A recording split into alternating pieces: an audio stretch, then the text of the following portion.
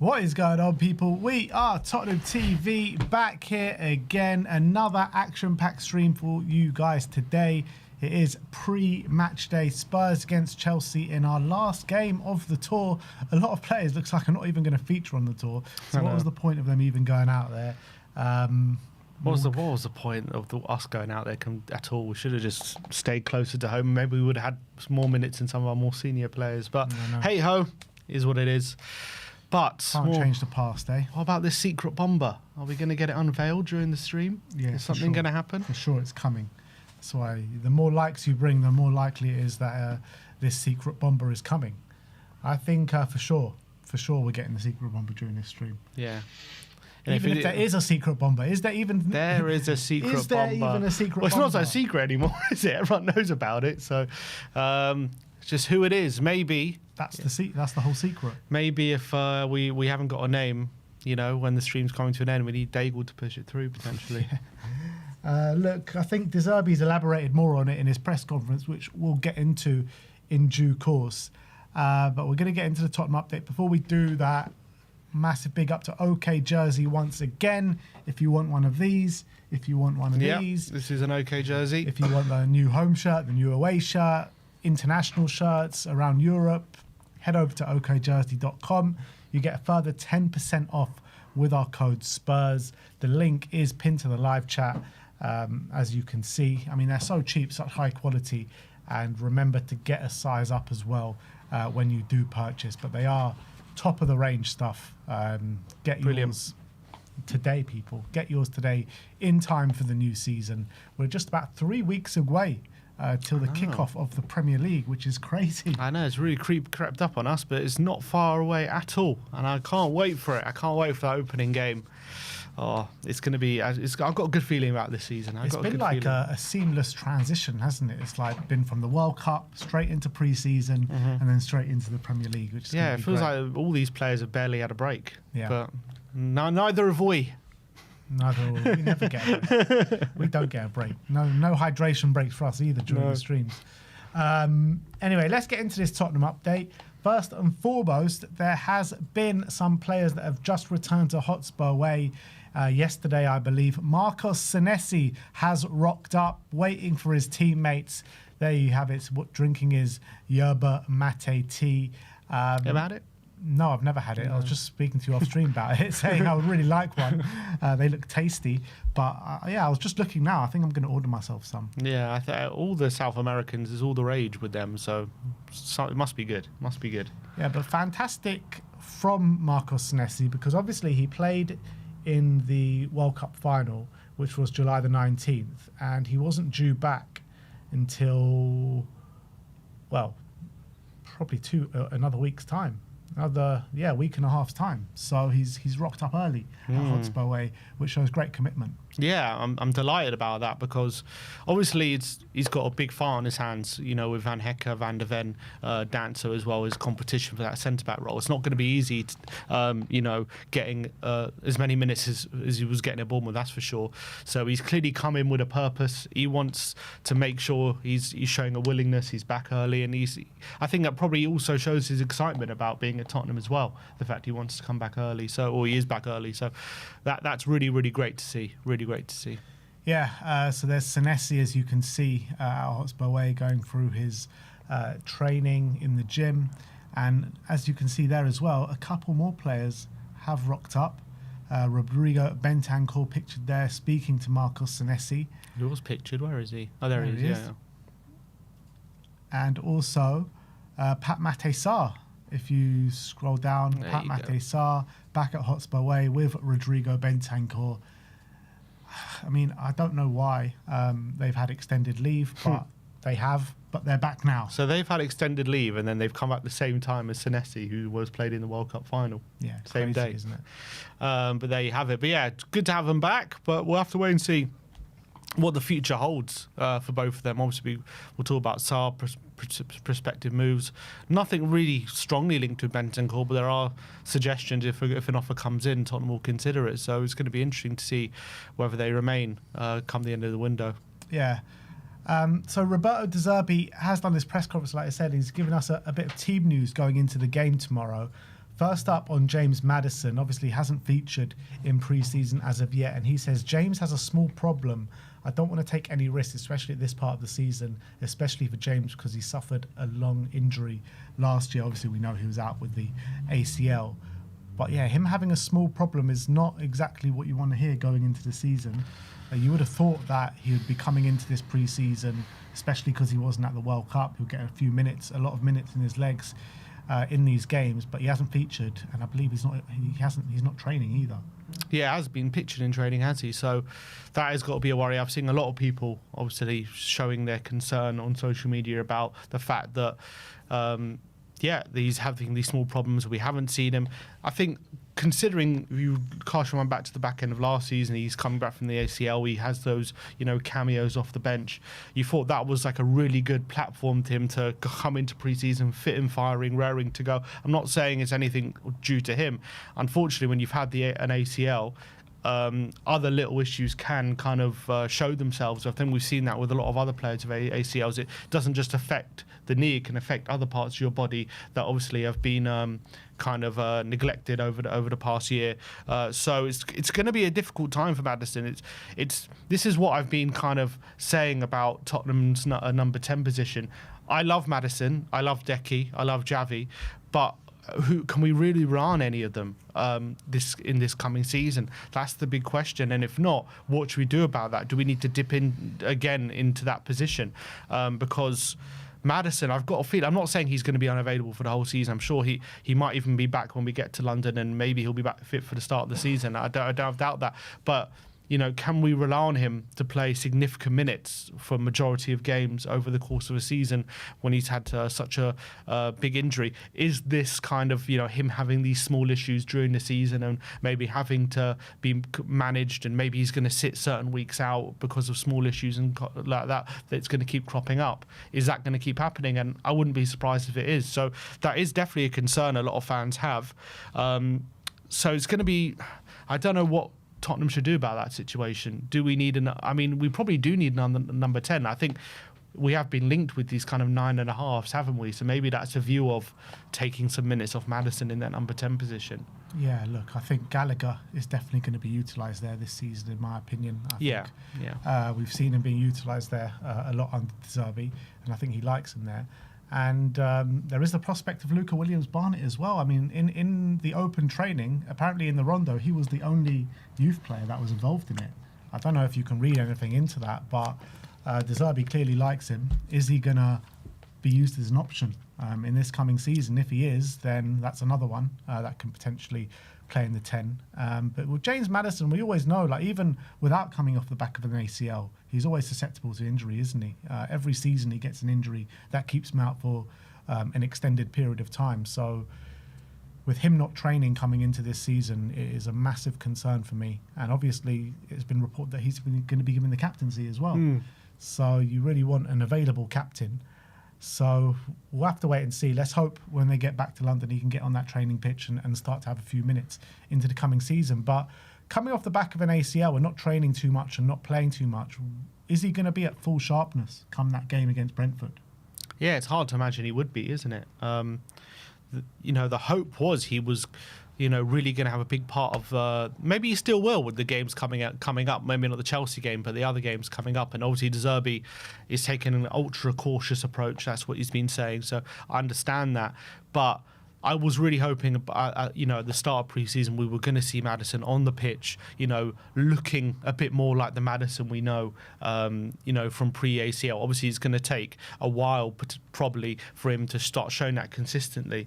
But in terms of when we start seeing that Maddison on a consistent basis, I do still find it hard to imagine that's going to be game week 1 of the season. It's going to be that, which will be very frustrating. It will be, but let's see what plan De Zerbi has for us. It's not really. Can you really be frustrated with Maddison himself? So what? I'm not frustrated with him, just with the situation. Yeah, that's the thing, and it's just about how we manage that. And at the moment, we're not really linked with any number 10s. But as you said, those are those other options. But then again, it's a 17-year-old, and then it's Gallagher who, he can play the number 10, but he's not my kind of number 10. He says he doesn't look at the age of the player; he looks at the quality of the player, and the quality of the player looks top.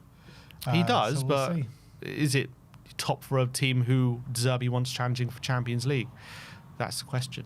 Yeah, we'll have to wait and see what De Zerbi thinks about that. In terms of Mateus Fernandes, he says it's the same situation with Mateus. It's not the right time to take risks. We'll work again when we're back in London. So it's suggested that once he gets back to London, he will be involved in training and hopefully get minutes in the Getafe game. Yeah, and that'll be great. He showed little kind of glimpses of his magic in the other pre-season games so far, and I think there was a lot of panic when these rumours started flying around about injuries and knee injuries and all this kind of stuff, but it doesn't sound to be that serious. I mean, he's been pictured smiling and stuff, and he's been on the pitch, like not training, but, you know, around the squad, so it doesn't seem anything serious for sure. So, yeah, we await to see him back in London. It's a shame he's going to miss the Chelsea game because I was kind of looking forward to seeing him in that game, but it is what it is. Let's get into some transfer news. There's been a bit coming out about Pape Sarr, obviously just returned to Hotspur away. Himothy says that he understands that Villa are preparing to send a bid to Tottenham for Pape. The club hold a serious interest in the player. Personal terms are not expected to be an issue. There's also a German club who hold an interest in Pape Sarr. SZY said Villa are the club, the interested club, and Pape wants to go. So a few days ago or last week, SZY tweeted that there is a club that are interested in Pape, and he's just confirming now it is Aston Villa. And a Villa ITK saying this is being kept quiet, but all parties are waiting for Villa to prepare an offer. Finances are tight, so it needs to get the green light from UEFA or the Premier League. Player similar situation to Manzambi, which could mean a sale is in the offing for Aston Villa. Sarr believes he's joining Aston Villa. So wow. Hopefully this one can kind of gather a bit of pace now. He is in London, so obviously a deal can get done. Maybe even gets done before the players return. Who knows?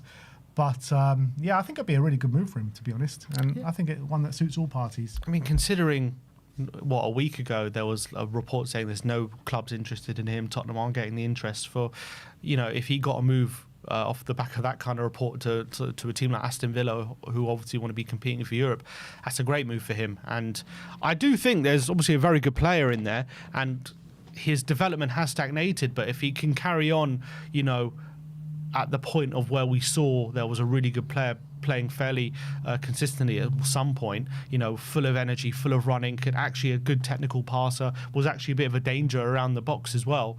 Like, I think Villa could potentially be getting a very, very good player if they develop him in the right way. And Unai Emery, I think, is quite good at getting the best out of his central midfielders. So in terms of both sides keeping it quiet, I find it interesting why Spurs would want to keep it quiet, because I would have thought they would want to drum up some interest. So if people hear that Villa are interested, maybe other clubs might join in. But maybe it's under the instruction of Villa, keep it quiet. And maybe for whatever reason they want to like make sure no one knows about it, so they get it done, and then they're not having the competition. And if Tottenham are getting the fee they're happy with, then maybe they're just happy to keep it quiet. Maybe that's the sense. But how much do you reckon we're talking here with if Villa are in for him, a Premier League club?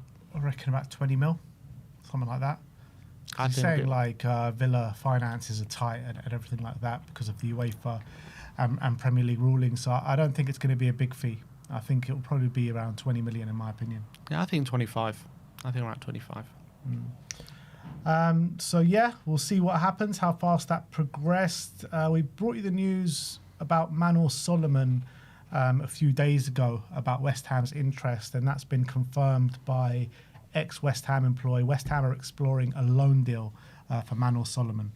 And again, I think we said at the time, it's a deal that probably suits all parties. I think he'll do really well at West Ham. We saw when he was at Leeds, completely smashed out the Championship, was probably one of the best players in that league. And I think he'll do the same for West Ham. Yeah, obviously he might be a bit disappointed the fact that he has to move back down to the Championship after showing that he's probably too good for that league when he was there, and he was definitely good enough to be in a Premier League team or a top team. But the reality is, in the other loan spells now since that Leeds one, it hasn't really gone quite right for him. So off the back of that, maybe teams in top leagues are less likely to take a risk on him. I think West Ham, it allows him to stay in London. Also, it gives him that potential of getting back into the Premier League fairly quickly, and if he does really well and they really like him, then all of a sudden in a year's time he could be starting for a Premier League team. So I think it probably in if you look at it in that lens, it probably works for him. I think West Ham could probably pay the fee that we want for him. I think for West Ham as well, getting a winger who is going to smash it out for them in the Championship, as you say, I think it's a great signing from their point of view. So I think, I completely agree. It's just one that ticks every box, isn't it? Yeah, look, he's had a really good pre-season, to be fair. I think he's been one of Spurs' best players during pre-season. And look, it says exploring a loan deal. I wonder if that'll be with an option, with an obligation. Maybe if they get promoted, it turns into an obligation. That would be that would suit everyone, I think. If they get promoted, give it an obligation. And I guess it'll probably be somewhere in between like the £5 to £10 million mark, somewhere around there. Yeah, I think for sure there'll have to be some sort of clause in there to make it permanent. I'm pretty certain about that. Next up, we talk about Omar Marmoush. Some people suggesting this guy is the guy that De Zerbi was speaking about in terms of the bomber. SZY says that Spurs hold a really firm interest in Marmoush. My info has come from sources inside his camp, and Spurs have discussed the idea with Manchester City. He has suggested in the past, SZY, saying that Man City won't sell us both Marmoush and Savinho. So make of that what you will. I don't know what to take from that. Does that mean Savinho's on hold now? Does it mean we're going to advance on Marmoush? I mean, what do you reckon? I reckon that right now they're looking for a replacement for Savinho if they want to let him go. So I'm assuming the probably same applies to Marmoush.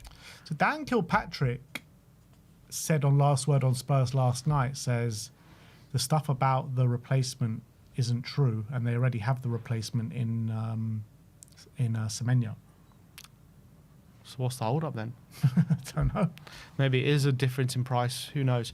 I would assume they wouldn't want to let both of them go because that's two good attacking players, and they would have to have serious coverage coming in to let go of those two. But if they do get two replacements, maybe they would be willing to let, or is it a fact they don't want to let two go to one club, to Spurs specifically because, are we a threat potentially? But I don't know if don't think City see us in that way. So I don't think City saw Arsenal in that way. Then they sold Yeah. Gabriel Jesus and Zinchenko to them, and I think after that they said, we're not it's doing true. that again. Yeah, they did. That is true. That is true. That did happen. So maybe they want to learn from their lessons and decide, actually, we're not going to help Premier League clubs out too much with that. But obviously, Marmoush is his side. That you've got to take that into account. How much would he want to move to Tottenham? Are we one of the only clubs willing to put the money down that would take to get Marmoush? Do they want him out and to a replacement, or are they happy to have him in the squad? Do they see a use for him? So all those questions obviously go into the answer about whether we would be able to get him or not. I wouldn't completely rule it out, but also I get the feeling Maresca might want to give him a go. I also get he might get more minutes next season. He might be more trusted if he's being told that. Where is he getting those minutes? Yeah, it's a good question. Yeah, it's difficult, especially with Cherky there now. But there's a lot of games though. It's like 60 games. It's true. There is a lot of games, but I think Omar Marmoush, he has a few things have come out about Omar Marmoush saying he's not happy with the game time at City. He wants to have a lot more starts, and in terms of starts in the Premier League, he's just never going to be their number one priority on the left wing or up front. It's just never going to be him. So I think he wants to go somewhere where he's fully trusted, and I don't think that's ever going to be at Man City. How much? Obviously, they say they don't want to sell both, but every player has a price, surely. Like, how much would we have to drop for them to say, okay, maybe we'll let him go? For both? No, just for Marmoush. Probably 60 to 70 million. Well, they signed him for big money, didn't they? They signed him for 70 odd, didn't they? 75, wasn't it? Probably what they paid, or just a little bit more, maybe 70 to 80 million. Around about that. Yeah, surely if we put that money down, they go, you know what? Because I don't think they're getting their money back from anyone else apart from us. I think we're the only ones that can give them money back. So even if they just get their money back, I think they'll take it. Look, I really rate Omar Marmoush. I would love to have him at Tottenham. I think he's full of quality.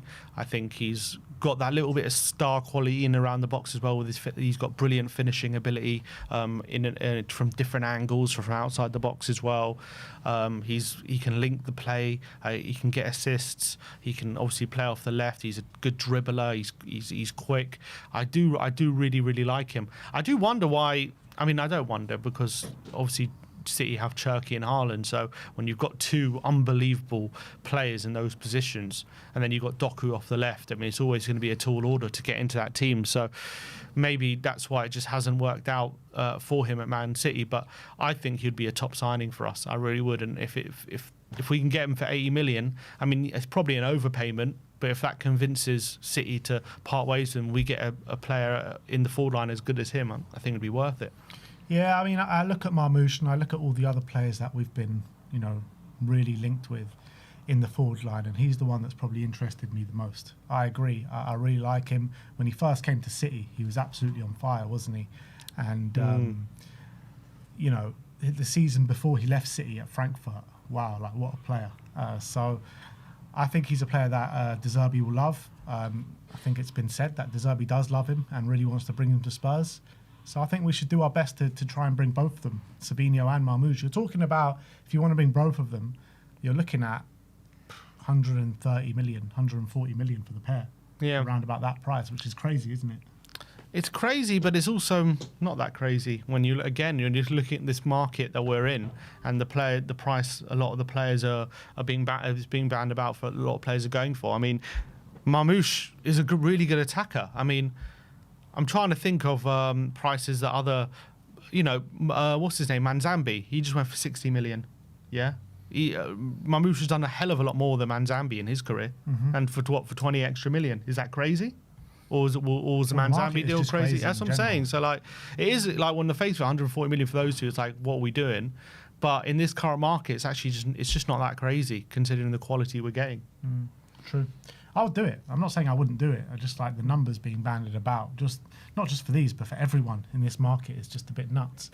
There has been something that's just come out about Cuti Romero from Alfredo Padula saying that in addition to what Glongari has been reporting since July the 1st, we can reveal another detail in the last few hours.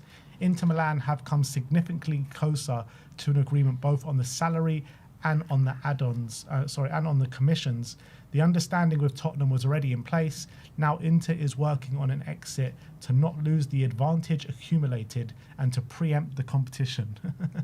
That's a real word salad there. I mean, all these Italian sources all kind of together in the fact that they're trying to push this narrative is very, very close. Inter close with agreement. They're going to pay 40 million. The only issues, personal terms or whatever. But it is coming from that side. So Alfredo Padula was actually bang on all the way through about Tonali to Spurs. Was he? Yeah, he was. Okay. Look, I've never really seen him as like the most reliable Alfredo Padula, but fair enough. I mean, doesn't mean he's always wrong either. But yeah, I still find I'd much rather it was for more money. Obviously, whatever. At this point, it's gone on for so long. If it is into the 40 million, is what it is. I'm not really that bothered at this point. But let's see. But I still think there's more to this story in terms of where he's going. I don't think Inter's the final destination. That's just the feeling I get. Yeah, we'll have to wait and see. There was a report, I can't remember who it's from. I don't think it was a very reliable source, that saying that Atletico Madrid have entered the race, but there hasn't been any more on that. So look, we'll see. If they're close to agreeing personal terms, Romero and Inter Milan, and if the fee's already been agreed with Tottenham, then this one might happen pretty soon. Yeah. I mean, Tottenham only accept that fee if they're certain no one else wants him. So there'd have to be completely no other interest. So if that's the case, then we'll accept it. Yeah. But they're talking about like 40 million euros. Mm-hmm. It's mad. Crazy. Great deal for Inter. Massively great deal. But, you're talking about in this current market of inflated prices, like even if it was like a normal market, that would be fairly low for Romero. Mm-hmm. Really low for Romero. But in this inflated market, it's just like... I mean, we paid 45 for him. We're making a loss on him. Yeah. which is insane. But hey ho. All right, well, that is your Tottenham update for today. Let me know in the comment section below your thoughts regarding all the news stories that we have brought you today. Big up to all 2,000 in the live chat right now. Make sure you smash that like button. If you haven't already, smash that subscribe button while you're here. Come on. And if you haven't already, go over to the On The Ball as well and smash the subscribe button on there. We've hit 10K thanks to you lovely people. Let's get it to 11K. 900 more subscribers to go to get it to 11K. Are you going to be one of those subscribers? Yeah, I think a lot more people have been enjoying On The Ball content. We've been doing a lot more regular content, and you guys have been commenting and sharing your thoughts, and it's been really, really great. So we're going to be doing more of that. So if you go over to On The Ball and you want to see more general football chat about other things, and they're probably not just Tottenham, go over there and give us a subscribe. That'll be great. Yeah. So, like I mentioned before, De Zerbi has been in the press conference. We're going to go through quote by quote and react to De Zerbi's press conference. So, he has been talking more about this mysterious bomber again. And let's get into it. So, let me just get there. So the first quote was, "What's the realistic goal? What goal do you have in mind and how ambitious are you?" And he says, "I can answer your question after the transfer market closes. To be honest, I think we already have a very strong team, very good players. We are waiting for the players who finished the World Cup in the last period, whether it's Senesi, Bentancur or Pape Matar. Then we start to work, like I said, on two things, on the soul and on the style of play, because this season is different than last season. This season we can play with a clear idea, a clear organisation, and then inside a clear organisation the best players can show their qualities. We have a lot of big players, and for that we have to improve in the style of play." Yeah, I think that's what we all expected that, didn't we? In the back end of last season, obviously we saw like De Zerbi ball light for 7 games. It wasn't nowhere near what we, the full. So that's obviously what we're all expecting come the start of the season. I mean, I don't know. Maybe it's just because English is not his first language. But he says, I was hoping he would have already started on that stuff during the preseason that we currently have. But I assume he has. But he says, I think he has, because I think we've seen small bits of it starting to come. Yeah, but it's just like mostly playing with young players at the moment, isn't it? I think he means like with the new players that haven't come back yet. Yeah, he says that because he says once we get the players back from the World Cup, then we start to work. I'm assuming he means, just with those players. Yeah. Then he said, Spurs. He was asked the question, "Spurs fans are very excited about you talking about a transfer bomber. Are you able to provide more details?" And he says, "Yes, but bomber in Italian is different from bomber in English. You can write what you want, no problem, no pressure. But I said we have to complete the transfer market. I think we have some other players to complete the squad, and the players will be here in the next days are, for me, top players." I don't know. "Is the expectation are bigger than 2 days ago, but we have to go forward and to think," it's so broken English, "to think the good of the team, of the club, of the squad." In Italian, the word is different. So, I mean, what are you... Yeah, trying to piece together what he's trying to say. It's so broken English, it's hard to understand what he So he says, means. but we have to complete the transfer market. I think we have some other players to complete the squad. So is he saying players to sign or players to complete the squad who are coming back from like World Cups and stuff? And then he says, and the players will be here in the next days are, for me, top players. So is he saying we're going to sign someone in the next days who are top players? Is that what he's saying? Or is he saying the players who are going to be in the next days? Yeah, I think he means just that players the squad are still coming back that are and top players. they're top players. Maybe that's what he means. The players who will be here in the next days. Like Senesi, top player. But he's talking about transfers. Yeah, but then he talks about players that are going to be here in the next... I don't know. I think he's talking about both. He talks about to complete the transfer market, then it's a full stop. Then he goes on and talks about the players that are coming back. I'm really not sure. We have to complete the transfer market. I think we have some other players to complete the squad. So is that him saying new signings? I I think the other players to complete the squad, and I think he's talking about both other players to complete the squad and players to come back that are not with the squad yet. I think he's talking about both. I don't know, because he asked directly about transfers, so I think he's talking about transfers. But then he said in Italian, bomba is different to an English bomba. Yeah. So what does that mean? He goes on in the next quote. So let's talk about that, and then we can talk about the whole thing. And he says, what's the definition in Italian? And he says, I think Tonali, Mateus Fernandes, Senesi, Robertson are bomba. For me, top players for us. So what's the difference between English and Italian then? Because that's what it means for us as well. That's what I thought bomba meant. Maybe he thinks bomba in English is just any normal transfer, and he's trying to say, no, bomba means top player. A top player is coming. A top player is signing. That's what bomba means. Is that what he's trying to say?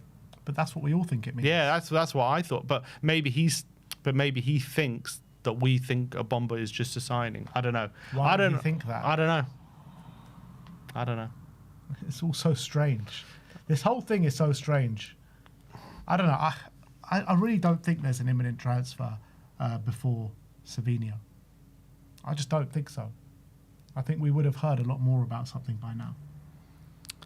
Well, but do you think that's what he's alluding to?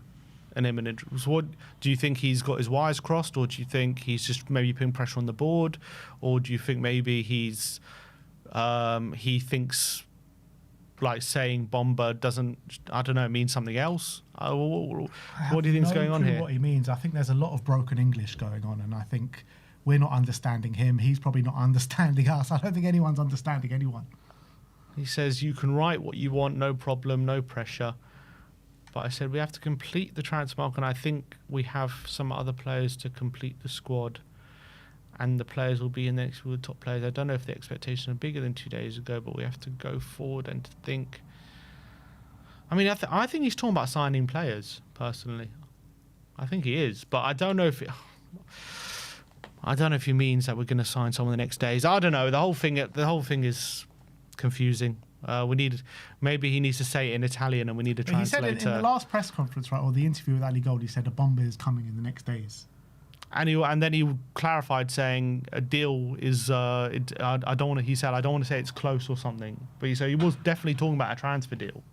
So I don't think he's got his wires crossed there. I don't think we're misunderstanding that. I think he is saying there is a bomba and a transfer coming. Like I said yesterday, I think Ali Gold's got his wires crossed here, and I think he's talking about Savinho. Yeah, he might well be. I mean, there's nothing in the quotes to suggest he isn't, but Ali Gold seems adamant that he isn't for some reason. This is what I was saying to you yesterday. Yeah, but why would he seem adamant he isn't? I don't know. Maybe he must have given some indication. Maybe De Zerbi's just trying to confuse everyone. I swear, he just doesn't want to give anything away. I don't know. It's all just very confusing. Like I know how Ali Gold looks at situations and reads body language, reads like maybe if someone's being sarcastic or something, because a lot of the time people quote his quotations in their aggregation, and he was like, well, if you actually watch it, he didn't say it like this, he didn't mean like this. So he's very good at all that kind of stuff. So if he's adamant for whatever reason that De Zerbi is not talking about Savinho, I tend to believe him. I don't think he's being confused. There must be a reason he thinks that. Yeah, and I don't know what it is, but there must be a reason. There must be a reason, but it doesn't mean he's 100% right every single time, About what a manager means, I think he usually is right every time. But not always. Because it's what he takes from the situation, right? It's nothing factual. It's what he takes from the situation, so he might be wrong.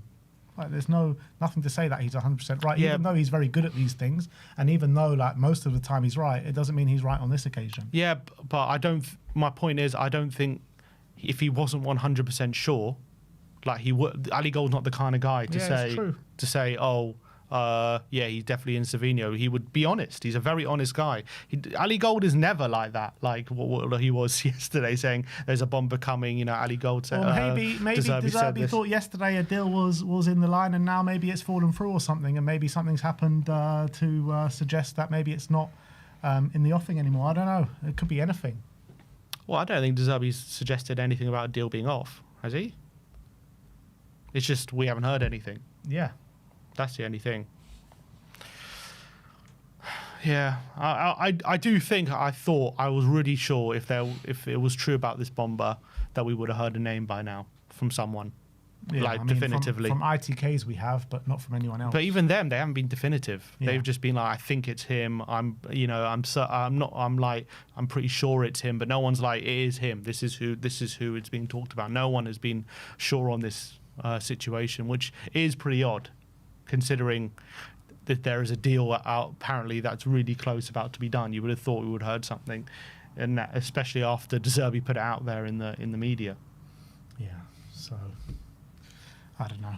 It's hard to know what to think about this. Yeah. Anyway, he said after the next question, he says, "You said 60% of the window's done. You've signed 6 players already. Does that mean we should expect more?" And he says, "I think 2, maybe 3. We have to see." So he's saying 2 to 3 signings left in this transfer window. Seems confident with that as well. He actually gave a number. He didn't say like, "Oh, we'll see," or we're going to try and sign as many as we can. We're going to look for opportunities to improve the squad. He didn't use all that jargon that we've heard from other managers. He said, "No, we'll probably get 2, maybe even 3." So he seems really certain that we're going to get these signings through the door between now and the end of the window, which is really great to hear. Where those positions are and who those are, that's obviously the question. There's been some suggestion it might be 2 attackers and a midfielder. I've heard. I think it's all gone quite quiet on a striker, hasn't it? It's more about wingers at the moment, it seems. Yeah, I mean, Marmoush is a striker, I think, by trade. He can play on the left wing, but he's really the only one. But that hasn't been put out in like the mainstream press or anything like that. I'd be disappointed if it's not a striker, but with the Richarlison news of that he wants to stay. But again, has that been in the mainstream news, or is that just ITKs as well? That was just Spurs Journo, wasn't it? Yeah. I've seen some suggestion that maybe we do what PSG do? Is that the way we should go? Just play like three versatile wingers. I would like that. I would like that. Makes it a lot more fluid and stuff, but I don't know. I think De Zerbi would want a number 9. But anyway, we've got 2 number 9s at the club, and if they're here, they're going to be utilised. Yeah, but doesn't mean if we have 3 versatile attackers who could all kind of interchange, if that's the best way to go, then those 2 guys won't be in the team unless they show value. De Zerbi's not the kind of guy just to play them just because they're there. They have to earn their place in the team. 100%. So I think it could be a way to go, but I don't know. Against it. What would that look like? Maybe a coup like a coup de Savino, and I mean it could be a Marmoush. I guess it'd still have to be a new signing, whoever it is, isn't it? But Marmoush is like a central player, really. Yeah, he can't do both, can he? Yeah, he's definitely more central. But he's like a second striker more than like a pure number 9. But maybe that's what De Zerbi wants. He doesn't need like a pure number 9. Yeah, with the links to Krupi, it would make sense. Next up, he says, "Do club records signings and add additional pressure to the upcoming season?" He said 0 pressure. You know why? Because day one, I don't understand why this means no pressure. Anyway, it says, because day one, taxi man in London stopped me to congratulate me on the transfer market. He said, you are spending a lot of money. I said, who are you a fan of? Arsenal. You have to spend the money for a long time, in at least 3-4 years. I think Man City, Liverpool, Chelsea and Arsenal, to stay at the top of the table, you have to spend money. If you want to compete now for the top of the Premier League and to put Tottenham at the highest level, I think we need to bring top players like we are doing. I mean, I don't know how that answers his question. But first of all, I just love the fact that he's arguing with Arsenal fans in the back of a taxi. Is that even an argument? Huh? Well, he's having whatever. It's a bit of an argument, but because he's saying, "Oh, you've got."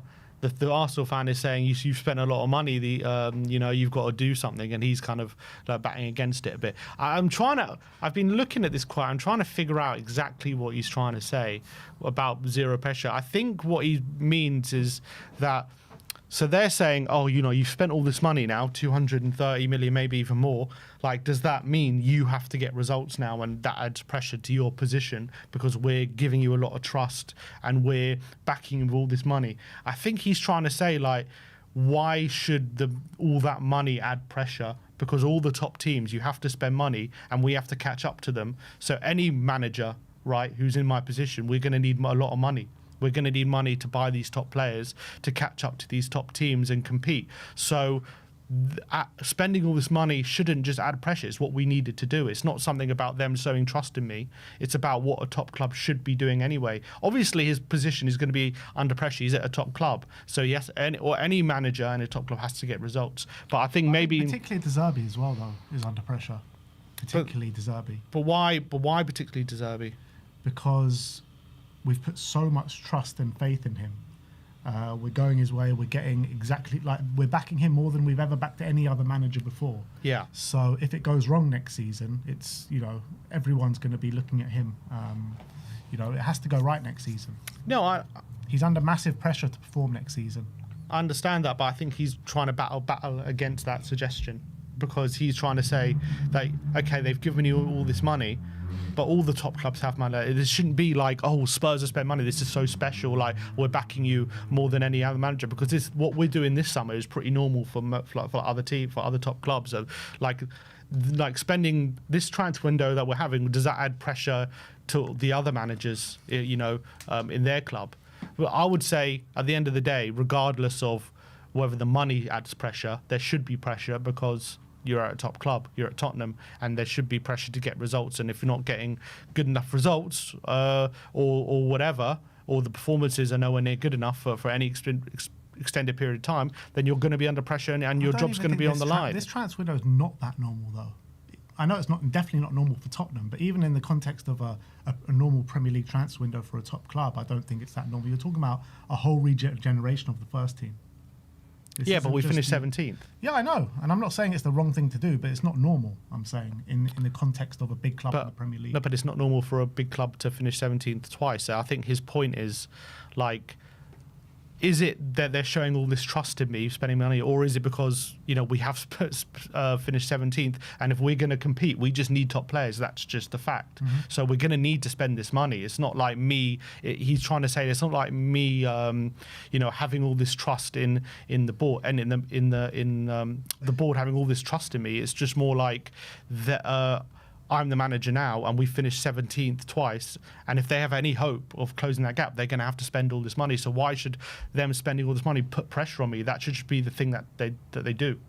You know what I mean? Yeah, but they've spent money on his advice, and he's the one, requesting the players, telling them where they need the players, what profile of players they need, who to bring in, and everything like that. So it rests on him, because he is a key part of all the decision making now. Yeah, so I agree. I think there is pressure on him. I'm not disagreeing with you. I'm just trying to work out what he's saying.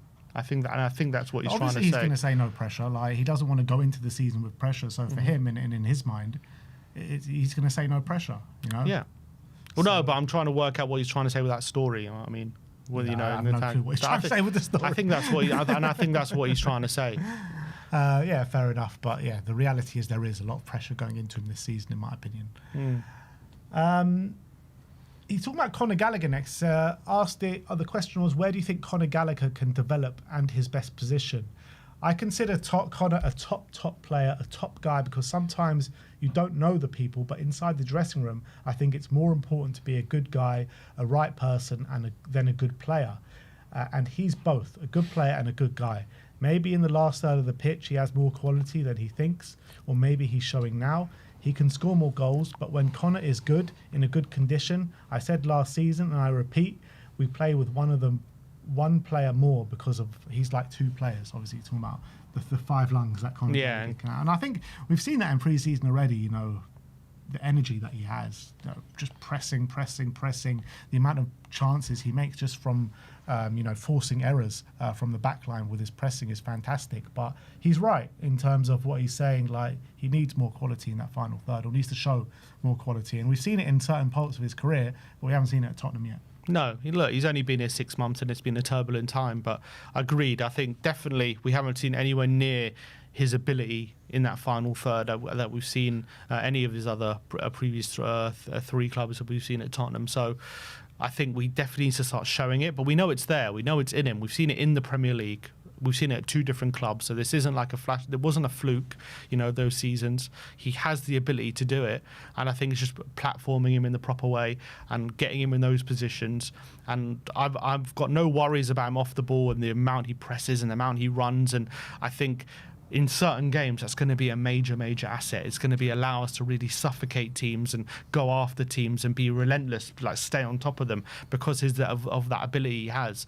But if he's going to obviously be a top player and a player that's with us for 4 or 5 years, he's going to need to start adding those bits of quality that we have seen at the likes of Chelsea and Palace at Tottenham. He's going to have to start sprinkling that in because we've seen it in glimpses, but it's been really like barely anything you can grab your hand on. Like what we've seen at Tottenham, it was like one moment at Villa and a couple of moments like in other games. And we need to see a lot more of that. But I think we know he has it in him. We know he has it in him.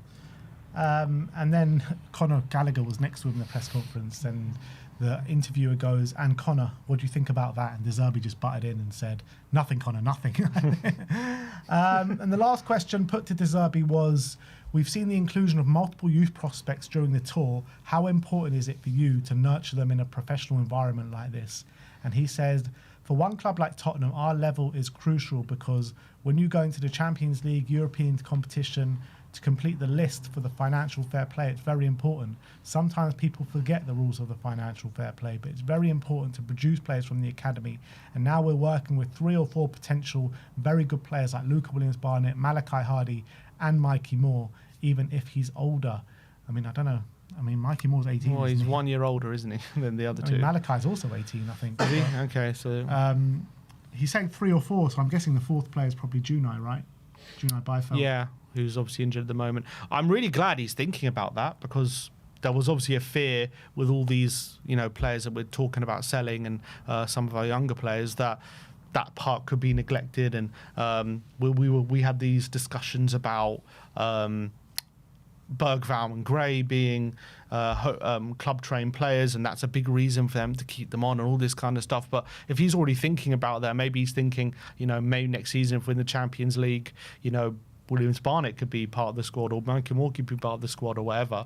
Regardless whether they're in the club trained or in the B squad, just like as options. Like that's where his head's at. We need to develop these players so they're good enough to be part of it. I'm glad he's thinking about that because there was a fear that that part of it is being neglected. But I always think De Zerbi's obviously throughout all his clubs has been a big champion of younger players and always given them opportunities. So obviously we've seen a lot of that in pre-season so far. Well, maybe that a lot of it's forced his hand, but I think we're already seeing Luca Williams-Barnett and Mikey Moore, Malachi Hardy, what they could potentially offer. So, do you think that he's confirming there, like Mikey Moore is staying with that, or is that not quite a confirmation? No, I don't think so. I just think he's in his thoughts in terms of trying to nurture him the best way and to build him up. I've actually just had some information on Mikey Moore.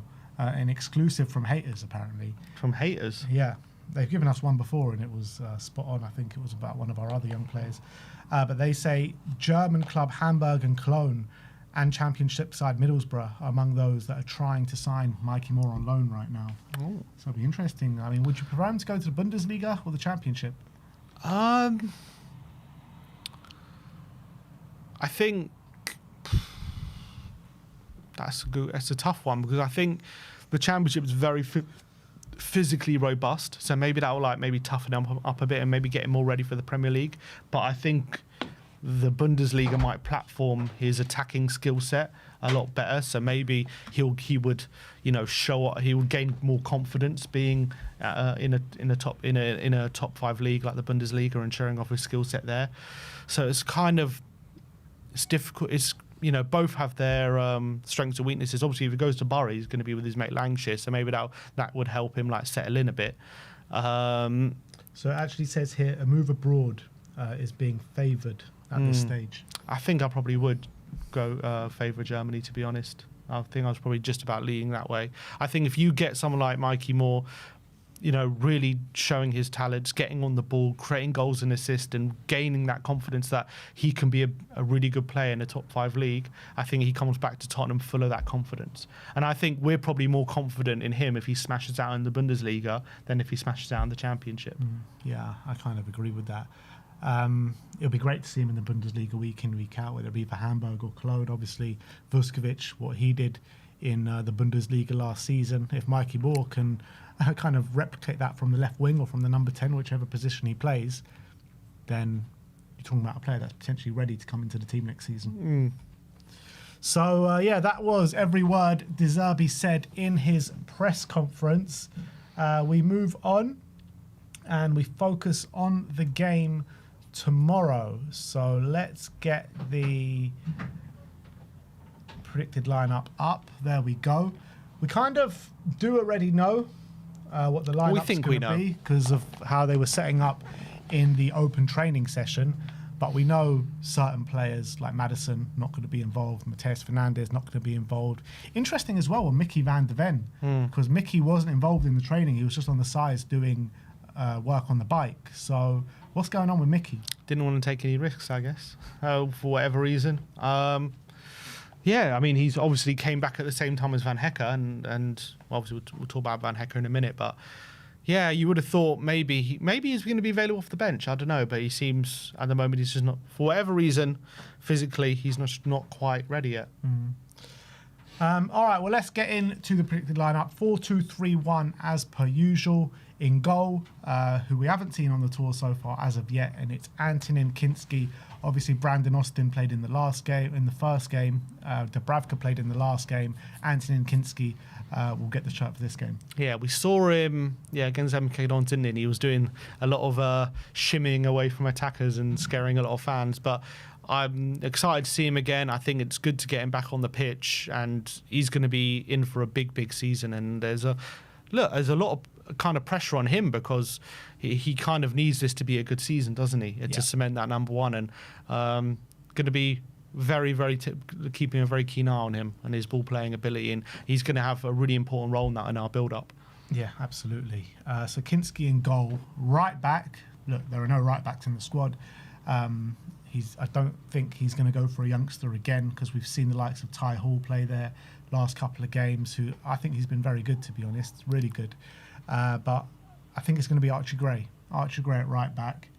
And Archie Gray, I think he's been ever present in pre-season so far. And I think he's been one of the good performers as well. I think every game he's looked really good. Yeah, he has. I agree. And that's just classic Gray, isn't it? He's available all the time, plays wherever you ask him to, and even in pre-season where other players have been, dropping out with fatigue and whatever, and he doesn't want to risk him. Gray's just always there, always available, always willing. So that's always been such a great trait of his. But yeah, I mean, back at right back. I mean, did he play at right back in another pre-season game? In the first game, yeah, against MK Dons. Yeah. So. I mean, it's something that we thought we'd see at the end of, but maybe not. I mean, at the moment, no Porro, no Spence, so maybe it makes sense. But but it is pre-season, and if he's preparing for the new season, and De Zerbi hasn't played him too much at centre mid, obviously in this last 7 games. He's had the same amount of minutes. Well, he's had more minutes in centre mid than right back. Well, maybe not after tomorrow. Well, it'll be equal then after tomorrow. Like in the last 2 games, he played centre mid. Yeah, I know, but my point is, if you're Gray, going to the new season, you'd probably really want to just hone in on that centre mid spot, wouldn't you? And just really get up to speed with what De Zerbi demands from it and anything. But look, I'm sure we'll get there. And maybe when Porro and Spence come back, he'll get that time to be at centre mid. But I wonder how he's feeling being back at right back. But maybe at the end of the day, his versatility is going to give him more minutes, so maybe he doesn't mind. Yeah, I don't think he minds it that much. Moving on to the centre-backs, right centre-back, we're expecting to see a first appearance in Spurs colours for Jan-Paul Van Hecke. We know he's there. He was in this team during the pre-season open training. And yeah, it's really excited to see him. Definitely. I thought he was really exciting during the World Cup. And what I'm excited is to see him with that passing ability on display, how it's going to change our build-up, how it's going to change how we break through teams and get at teams, and I think he's going to be a massive part of that. So, haven't seen him in a Spurs show yet on the pitch, but really excited. I think it's going to be his debut tomorrow. Yeah, so that's Gray Van Hecke on the right side. On the left side, left centre-back, we're looking at a return to the lineup for Ben Davies, which is interesting because Kevin Danso hasn't featured in pre-season as of yet. Obviously, we just spoke about Mickey van der Ven as well. But Ben Davies, a reliable player. I think he's looked good in pre-season as well, to be honest. Yeah, and I think... Does that tell you maybe if he plays left centre back again, he sees him as centre back, does he? He doesn't see him as an option at left back. I don't think that's where his future lies. But it's also about availability to players. Obviously, Van der Ven's not available. We've got Robertson at left back. We've got Destiny Udogie. Obviously, he's had a few issues. So I think there's been more opportunities in this pre-season for him to play left centre back. Yeah, hopefully on the bench we get to see one of Danso or maybe Van der Ven come on for him after, or maybe even Kota, who's obviously played a lot this tour. But let's see. Yeah. And then to make up that back four at left back, we are going to get a first start in Tottenham colours for Andy Robertson. Really impressed, didn't he, when he came on in the last game? Could have got a couple of assists to his name in the short time he was on the pitch. And yeah, I'm excited to see him as well. Yeah, a bit worried about the pace on that left-hand side, Davis and Robertson together, but we'll see how it fares.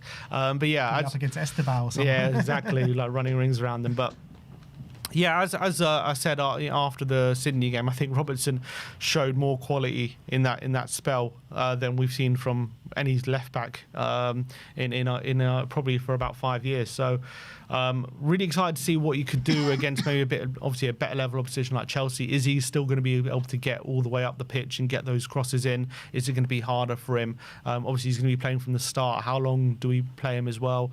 What kind of condition is he in? So we'll probably learn more about him from this game than we did in that cameo. But yeah, I'm excited to see him again.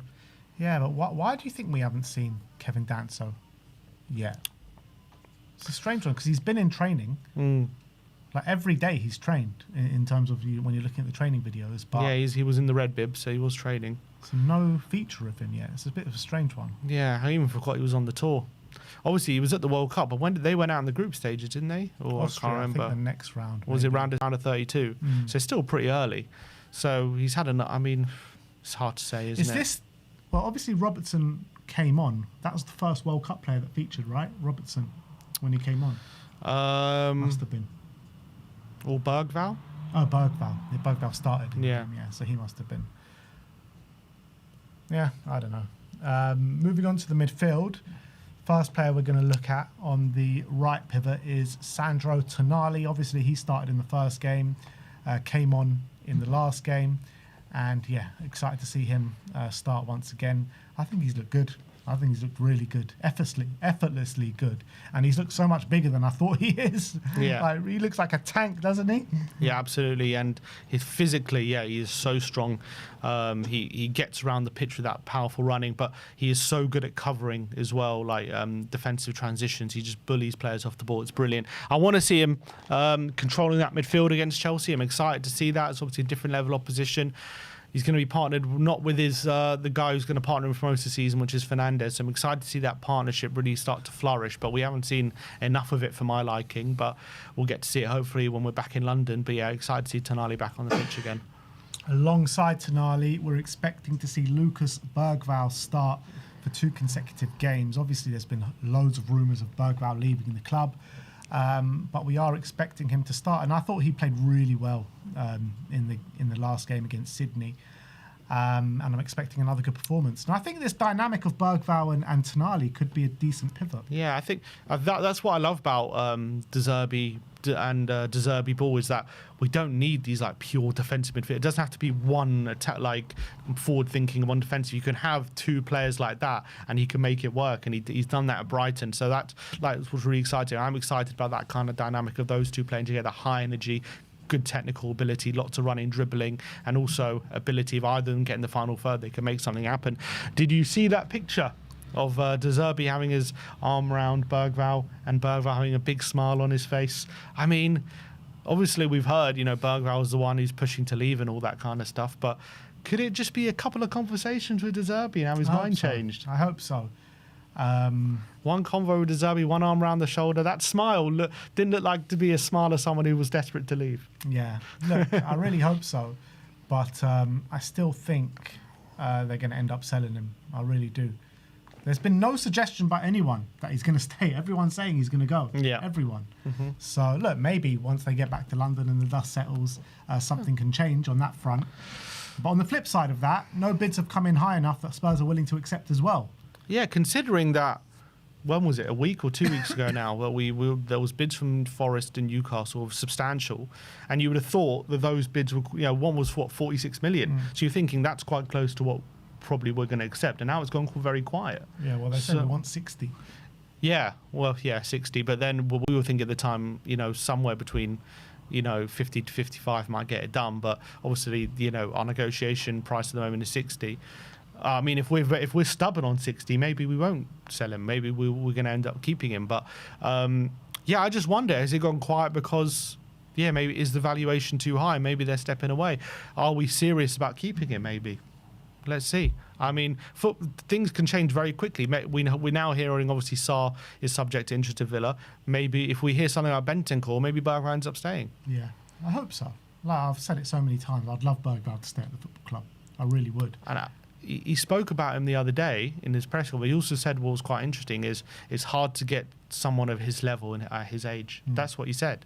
And and I think that's absolutely right. So and he says, look, we really value him. We see a pathway for him here, but obviously we can't guarantee him the minutes that he's going to want. So that's obviously the difficulty. But I really hope we find a way to keep him. Yeah. So that's the midfield, a pivot of Sandro Tonali and Lucas Bergvall. On the right-hand side of attack, we are going to see Manor Solomon again. And I think Manor Solomon started every game as well in this pre-season. I think he's been one of the standout players, to be honest. I think always looking and willing to take on his man. He seems to have a decent first touch, able to wriggle out of some hard situations at times. And also, I think his final delivery has been pretty good as well. So massive credit for Manor to the way he's conducted himself this pre-season. I mean, considering what his agent said, which is basically Tottenham, he doesn't see a future at Tottenham and they don't value him and all that kind of stuff. Like you would have thought, you wouldn't have blamed him if he was just looking out of sorts this pre-season and obviously knowing that his future lies elsewhere. But he has definitely knuckled down. He's looking sharp. He's trying his best. I don't know if he's trying to impress De Zerbi or maybe trying to find some suitors, obviously, for his future, playing for his future. But either way, I commend him because he's playing really well this pre-season, I agree. So, excited to see him again, what he can do against Chelsea. We speak about Robertson, could have had those 2 assists when he came on. Manor as well could have had a couple of assists to his name in the last game as well. So, for Gallagher. Yeah. Talking about Gallagher, he's going to be playing in the 10. We know, obviously, James Maddison not going to make it for this game. And, Gallagher as well. He performed well. Could have done a bit more in the final third. He had some presentable chances. One hit the post. We just need to see him be a bit more effective in the final third. But that pressing was effective, to be honest, in itself. So, more of the same in terms of that sense, but I want to see him actually put the ball in the back of the net this time. Yeah, obviously playing against his former club, so a bit of an extra incentive there for Connor tomorrow. Yeah, excited to see him. Again, as I've said, he's not really my type of ideal number 10, but I understand needs must at the moment with the lack of options in that position, and he can kind of fill in a role. Let's hope tomorrow we start to see a bit more of that quality that we know he's got, and he, that goal-scoring ability. But one thing's for sure, that's the energy and the passion and the running. It's all going to be there. Left wing, another player that has been brilliant so far in pre-season is Matty Tell. Fantastic free kick. I didn't know he had that free kick in him. I've never seen him take a free kick before. And absolute top bins, wasn't it? Brilliant technique. And you know what? Every time he's been on the pitch, he's just been our best attacker. So direct, willing to take his man on, cut inside. He's been showing everything so far in pre-season. Again, I want to see him be a bit more decisive in that final third, but everything up to that point, I think he's been perfect.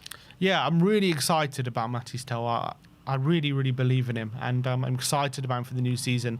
Obviously, this is going to be a much bigger test than Sydney or Auckland or MK Dons as well. So if he can give whoever Chelsea are playing at right back the run around and really go at them and threaten them and be a goal threat as well, then I think we can start to get really excited about what's going to be happening in the new season. So I'm really excited to see what he can do tomorrow. I really think he's got so much ability, and I really think De Zerbi could be the key to unlocking him. I really do. And then finally up top, it is going to be Dominic Solanke in the 9. I don't think we've seen Solanke since the first game against MK Dons, and I thought he was pretty poor in that game. So hopefully we can see a better showing from Solanke. He had a couple of chances and he kind of fluffed his lines against MK Dons, but hopefully we get him some service, which I'm sure we will, and hopefully he puts the ball in the back of the net. Yeah, I think obviously the lineup will be a bit stronger than. Well, MK Dons wasn't a bad lineup though, was it? I'm trying to remember. I can't even remember what it was, but we still had youngsters on there. Yeah, we still had a few youngsters. So hopefully, strong lineup. He'll have some players around him. Hopefully, he can be a bit more in the game.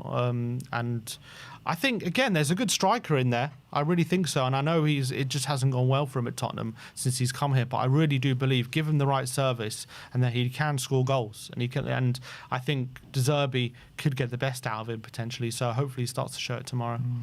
I think he could be a good backboard for Gallagher as well. Potentially. Yeah, potentially. But look, that is the lineup that we're going for. Kinski in goal, Archie Gray at right back, Andy Robertson at left back, a back two of Van Hecke and Ben Davis, Sandro Tonali and Lucas Bergwijn in the double pivot, Conor Gallagher in the 10, Manuel Solomon on the right wing, Matties Tell on the left wing, and Dom Solanke in the 9.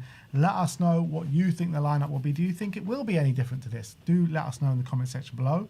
Score predictions. It's hard to know what team Chelsea are going to play, but I'm going to go Spurs to win 3-2. 3-2, you're going for a big scoring one. Yeah. Obviously, there probably will be a lot of changes in the second half. Maybe we'll see Kevin Dancer in the second half. But I'm going to go 2-1 Spurs. 2-1. 2-1 Spurs. Got to back Spurs, you know what I mean? So let us know your score predictions in the comment section below. We'll be live tomorrow at around 10:30. Come and join us on the watch along. Finally, Sim is going to be joining us for the watch along. And yeah, we'll see you there, people. Spurs against Chelsea, biggest game of pre-season so far. Buzzing for it. And I can't wait for tomorrow, people. So come and join us. More De Zerbi ball. Come on. Yeah, exactly. Come and join us on the watch along.